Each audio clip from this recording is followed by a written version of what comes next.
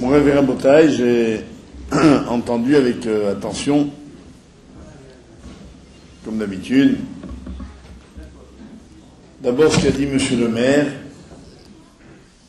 et en partant il a dit « je dois m'en aller parce que j'ai les clés de l'urne ». Alors moi je vais être obligé bientôt de partir parce que j'ai les clés de celui qui tient les clés de l'urne, c'est-à-dire les clés de la synagogue, où je suis attendu, mais je voulais en aucun cas manquer ce rendez-vous unique qui nous donne l'occasion de nous retrouver dans ce lieu exceptionnel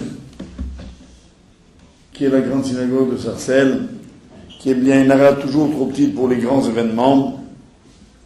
Je crois que, quoi que dise le rabbin Béros, il va falloir se résoudre à construire une très grande synagogue à Sarcelles. C'est-à-dire la même 10 fois plus grande. Mais j'ai aussi écouté avec attention ce qu'a dit le rabbin Béros. Et il nous a donné quelques exemples sur le koach à Tefila, sur la force de la prière de Rav Israël, et que ce koach, cette force, est resté quelque part chez les rabbinites Israël. Or, je voudrais un peu faire la synthèse des deux orateurs et dire, Madame Israël, que moi aussi j'ai des élections bientôt. Je suis venu vous demander votre bracha. Mais c'est vrai, en plus.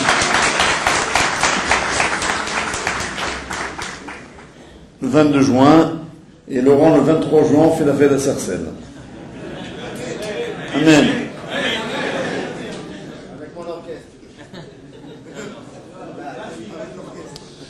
Non, c'est pas comme la tombola, tout est gratuit ce jour-là. En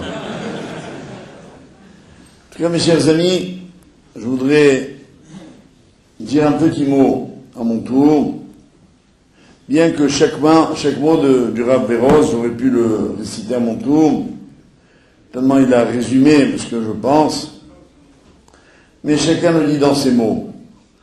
Or moi, rabbinite et famille, Israël, je voudrais dédier au Rav une chose très simple.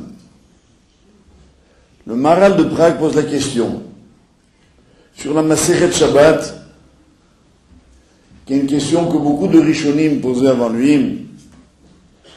Voilà donc une Masechet qui parle des Melachot du Shabbat. Et chose étrange, il y a 39 travaux du Shabbat. Le 39e de ces travaux, c'est le Issour de Hotza'a, l'interdiction de porter un objet public du domaine privé au domaine public et réciproquement. Et voilà que la Masechet commence par celui-ci, par cette Melacha, alors qu'elle est la dernière. Pourquoi demande le Maharal? Et donne une réponse, je crois, lumineuse. Il dit parce que ce qui caractérise le Shabbat, c'est le din de Hotza'a. Entre Shabbat et Yom Tov, il y a des points communs, beaucoup. Mais qu'est-ce que l'on voit? Que le Shabbat, Kippour parce qu'il s'appelle Shabbat, Shabbaton, mais quel est le din essentiel du Shabbat? C'est l'interdiction de porter dans la rue, dans un domaine public. Et d'ailleurs, quand on veut savoir dans la halakha si quelqu'un est shomer Shabbat, on lui demande est-ce que tu portes dans la rue?